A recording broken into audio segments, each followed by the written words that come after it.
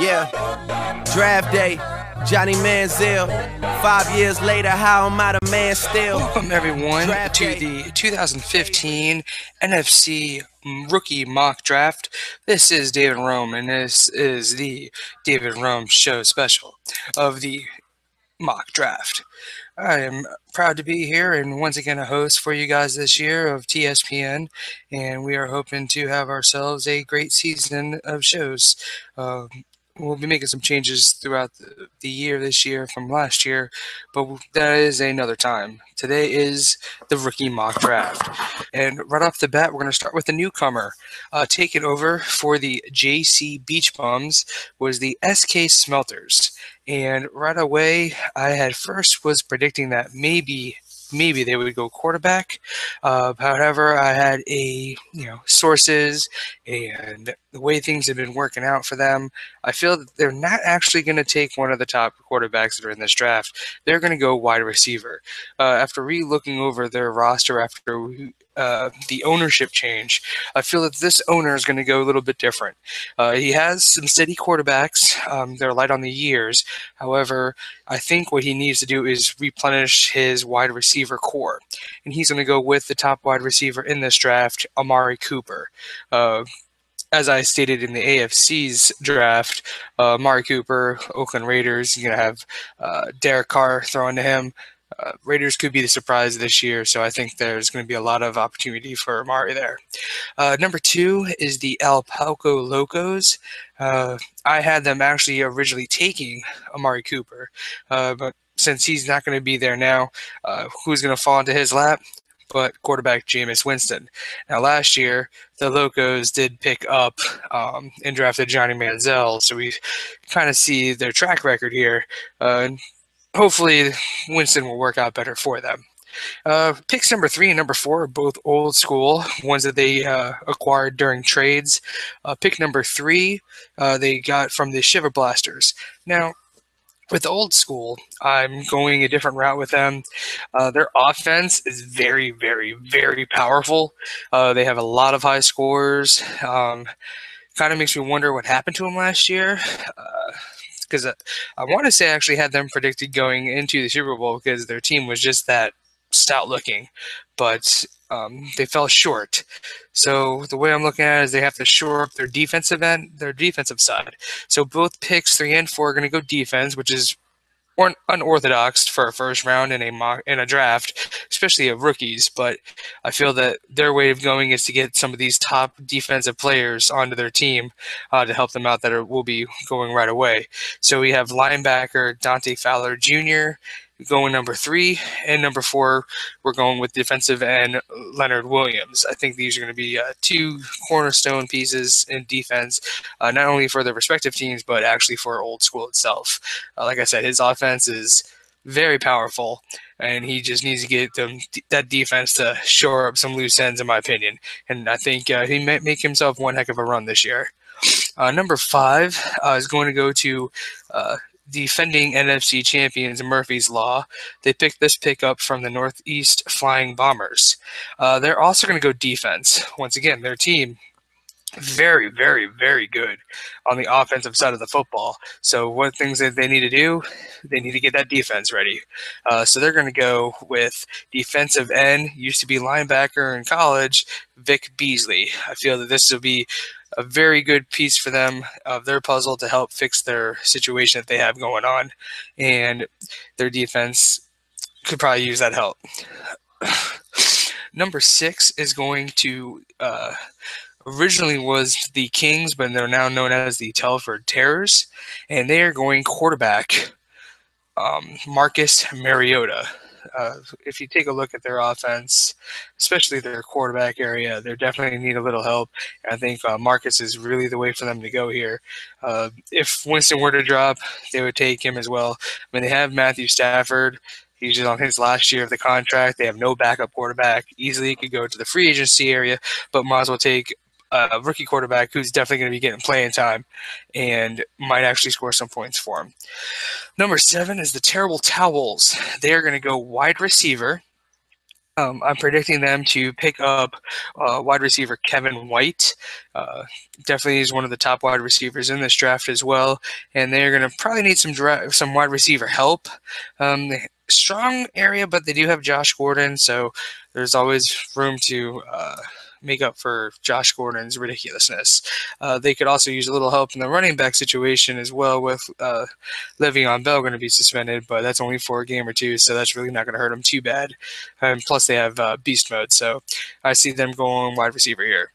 Number 8 is the Shiver Blasters, a pick they were able to obtain from Old School, and they're going to go offensive as well. Wide receiver Devontae Parker.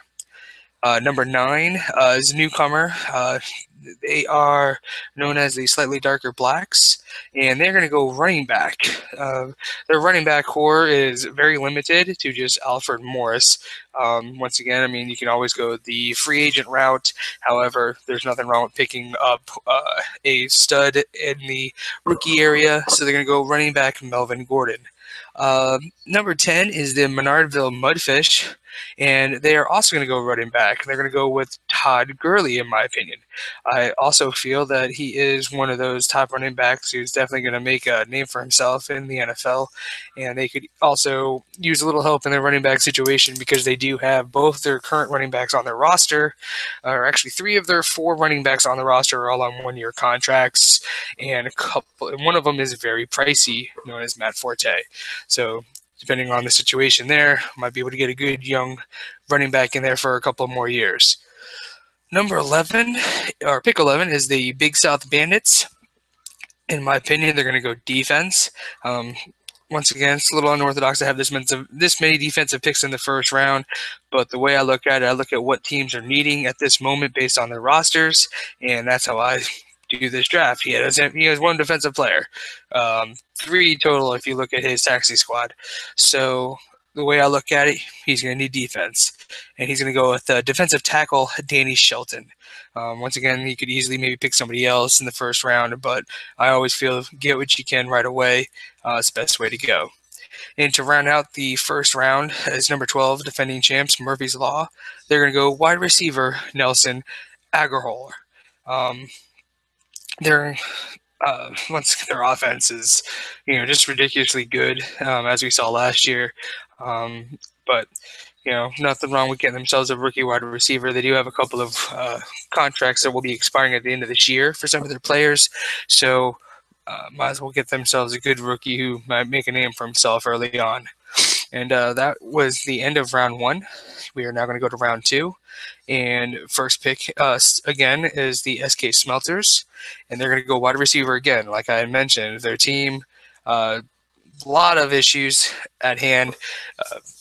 Roster is very decimated, but they really need to shore up their offense if they're going to get anywhere in this league. And so they're going to go wide receiver, Brashad Perryman. I would say with the Baltimore situation of wide receivers, they just lose Torrey Smith, who's going to go in there and take that spot. So nothing like a good rookie to get in there. Number 2, El Paco Loco, wide receiver. They're going to go with, in my opinion, they get the quarterback in Winston. They're going to go wide receiver Philip Dorsett. With him being in the Indy lineup, that could easily be gold right there. Easily he could be drafted in the first round. Like I said, any of those teams that may have taken I've got with a defensive player could easily just go that route and grab an offensive player. But if he'd have fallen to the second round, I see Locos going after him. Number 3 is Murphy's Law. This is a pick that they got from the Shiver Blasters. And once again, their team, offensive juggernauts. But as I looked into their offense, they have a lot of their running backs in this little issue of one-year contracts. So they're going to pick up one of the top running backs, I believe, in this draft as well. Running back TJ Yeldon. He's going to be with the Jacksonville Jaguars. We know how they're doing. They're building it. They're selling this up young again. Pick up Bortles last year. So I think this might be a good spot for him as well. Number 4 is the Central Wildcats. They're going to go with Devin Smith, wide receiver. This is the Central Wildcats' first pick in this draft. First round, they had given that one up. They had traded that away to Old School. So with their first pick, they're going to go wide receiver this is the best route for them. They have a pretty good lineup overall, but they have a couple wide receivers nicked up, going to be out. So this is the best route for them to go, in my opinion. Number 5 is the Northeast Flying Bombers. They're going to also go wide receiver. This is their first pick of the draft as well. They had drafted their first round pick away to Murphy's Law. So in this one, they're going to go wide receiver with Dorial Green Beckham. He's in no relation to Odell Beckham, but if he could play just like him, I think that'll be a good catch there for the Flying Bombers there. Last year, with their wide receiver core and everything, I think this is something that they would need to do to shore up their offense. They have some good players in there, but contract situations, 1 year, 2 year, nothing like getting themselves a good wide receiver for the long run. Number 6 is going to be the Telford Terrors. There's also going to go wide receiver. They already got their QB, in my prediction, to be Marcus Mariota. So once again, just like with the Locos, they're going to pair up their QB wide receiver, and they're going to go after Devin Funchess with the Carolina Panthers. We've all seen what Kelvin Benjamin did last year with Carolina. So this year, bringing in another rookie, I have a feeling it might be the same scenario as last year. Number 7 is going to be the Terrible Towels with their pick of round 2. And I'm going running back Duke Johnson for them. Duke is definitely a running back with potential. And the Terrors running back situation, I mean, they have Eddie Lacy, but they also have Carlos Hyde and Justin Forsett. They have a couple of good running backs in that situation there, but at the same time, will Justin Forsett do what he did last year? We don't know. So always a good reason to shore up with a nice young rookie there. Number 8 is going to be Old School. This is their 3rd pick overall in the draft. I've already picked them going defense. Now they're going to go offensive side. I have them picking up Tyler Lockett out of Seattle. The Seattle Seahawks are definitely going to be a different team this year. I think they went out, they got Jimmy Graham, they reshored up Wilson with that mega contract, so he's going to have to definitely produce, and he needs a wide receiver threat, and Lockett might be that person. Their 9th pick in the 2nd round is slightly darker black. I'm going to go tight end here. Tight ends are usually not very looked at, and when you look on past rookie drafts, the tight end situation really hasn't gotten that great, but they need a tight end, and why not take one of the best tight ends that they have out there in Max Williams? So that's who I'm selecting for them to go with, is once again Max Williams. Number 10, pick 10, Northeast Flying Bombers. They got this one from the Maynardville Mudfish, and they're going to go quarterback, Sean Mannion. Now, in this situation, Bryce Petty could also be an option with him with the Jets. The Jets situation is one of those situations where you don't really know what they're going to do. New head coach. Is their quarterback able to handle the situation right now? Who knows? So Bryce Petty is definitely an option there as well. But I feel them going quarterback. They're going to probably go best quarterback that's available out there at this moment. Number 11, pick 11, Big South Bandits. I'm going with running back Amir Abdullah. They're in need of a running back situation, so I feel that he's one of the better running backs that's in this draft, and I feel he might be the, a year or two away from actually doing anything. But there's nothing wrong with having him sit in your taxi squad, just waiting to get a chance to play. And if not, it makes a run for it. I mean, look at his running back situation. If there's a better running back out there earlier in maybe round 1, he may go after him. But his running back area is hurting him. So if he doesn't take one in the first round, I definitely see him going second round here, running back. And to round out round 2, it's Murphy's Law. They're going to go defensive tackle Eric Armstead. One of the studs of the defensive tackles that are available, and he needs to shore up that area again. Like I said, his offense is a beast, the defense not so much, and so he needs to really get the defense ready and shape for this coming years to come if he wants to be a threat in his division again.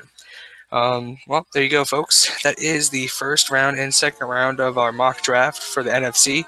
I appreciate you guys listening in, and can't wait to see you all in the near future. You have a good one. See ya. Yeah. Draft day, Johnny Manziel. 5 years later, how am I the man still? Draft day.